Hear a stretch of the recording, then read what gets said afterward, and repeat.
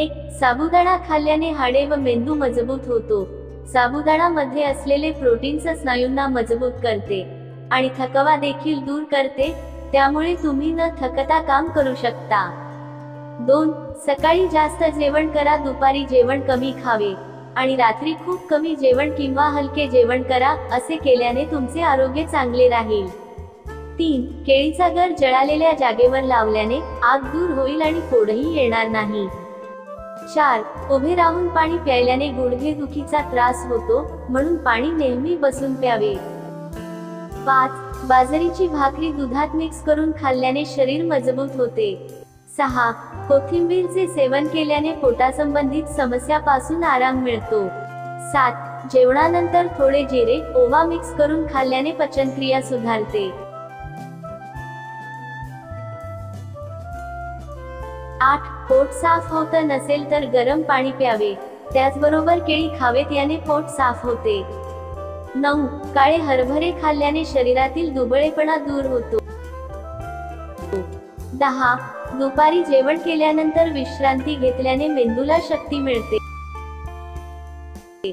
11, वारंवार चहा कॉफीचे सेवन केल्यास उष्णता जास्त वाढते। 12, जर तुम्हाला जास्त थंडी वाजत असेल तर कोमट पाणी प्या, यामुळे तुम्हाला खूप आराम मिळेल। 13, सकाळी उठल्याबरोबर कोमट पाण्यात हळद टाकून गुळण्यात केल्याने छातीतील कफ साफ होतो। 14, वारंवार शिंका येऊ लागल्यास डोके खाली करा, शिंका येणे बंद होईल। 15, ज्यांचे केस जास्त गळतात त्यांनी कॅस्टर ऑइल मध्ये थोडी मेथी दाण्याची पावडर मिसळून केसांच्या मुळांवर लावावी, यांनी केस मजबूत होतात। 16, जर तुमची त्वचा हिवाळ्यात कोरडी पडत असेल तर चेहऱ्याला झोपताना खोबरेल तेल लावून मसाज करा, चेहरा मुलायम बनतो।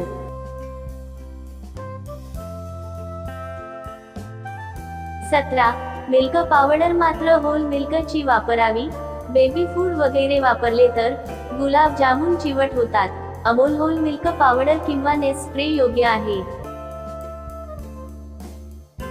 18, तांदूळ वाटून केलेले डोसे नेहमीच कुरकुरीत होतात, पण रवा वापरला तरी सुद्धा डोसे चांगले होतात। 19, रव्याचा डोसा बनवताना आदल्या दिवशी उडदाची डाळ भिजत घालावी।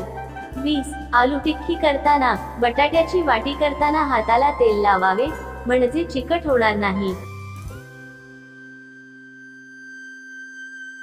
21, पावभाजीचा तयार मसाला वापरायचा नसेल तर 4 ते 5 लवंगा, 1 चमचा जिरे, 1 चमचा धने, 1 चमचा काळी मिरी, 2 हिरवे वेलदोडे, 2 मोठे मसाला वेलदोडे बारीक कुटून त्याची पावडर मसाला बनवून वापरावी। हा मसाला वापरला तर भाजीत वरील प्रमाणात लाल तिखट व आमचूर पावडर जास्त वापरावी। 22, पावभाजीच्या भाजीत गाजर, घेवडा वगैरे इतर भाज्या घालायला हरकत नाही, घालायच्या असल्यास अगदी बारीक चिरून वाफवून घालाव्यात।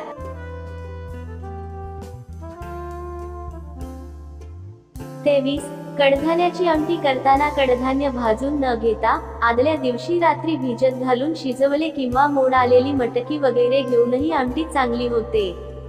24, ओल्या नारळाच्या करंज्या बनवताना करंजीचे सारण खूप ओलसर ठेवू नये, ओलसर सारणाच्या करंज्या फार दिवस टिकत नाही, तसेच तळताना सारणातील ओलसर पाक बाहेर येऊन करंजी चिवट होते। 25, गाजराच्या वड्या करताना प्लास्टिकचा कागद वापरल्याने मिश्रण हाताला न चिकटता सारखे थापले जाते, शिवाय वड्यांवर हाताने थापल्याने बोटाचे ठसे उमटतात, ते न दिसता गुळगुळीत व चकचकीत दिसतात। 26, गाजराच्या वड्या बनवताना वड्या खवा घालायचा असेल तर दुधाच्या ऐवजी 100 ग्रॅम खवा घालावा, वड्या चवीला अधिक चांगल्या लागतात। 27, कैरीचे पन्हे बनवताना सर्व पन्हे एकदम करायचे नसेल तर गर व साखर एकदम मिक्सर मधून काढून तसेच फ्रीजमध्ये ठेवावे, हवे तेवढे काढून पाणी घालून पन्हे करावे। 28, कैरीचा गर व साखर एकत्र करून गॅसवर जामपेक्षा कमी शिजवून ठेवल्यास फ्रीजमध्ये न ठेवता सुद्धा टिकते। 29, अननस व सफरचंदाचा जाम बनवताना सफरचंद व अननसाच्या मिश्र स्वादाने जाम स्वादाला उत्तम लागतो, रंग पण छान येतो। अननसाच्या किसात सफरचंद घातल्याने जाम मिळून एकजीव होतो, शक्य असल्यास जामकरिता नेहमी कुकिंग एप्पल वापरावे.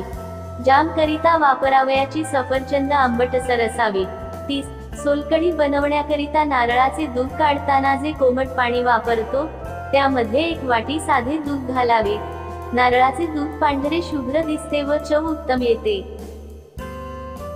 संपूर्ण व्हिडिओ पाहिल्याबद्दल तुमचे खूप खूप धन्यवाद. वरील टिप्स तुम्हाला उपयोगी वाटल्या असतील तर व्हिडिओला लाईक नक्की करा. त्यासोबत आपल्या फ्रेंड्स फॅमिली सोबत शेअर करा आणि अशाच नवनवीन माहितीसाठी आपल्या एकविरा किचन या चॅनलला सबस्क्राईब नक्की करा.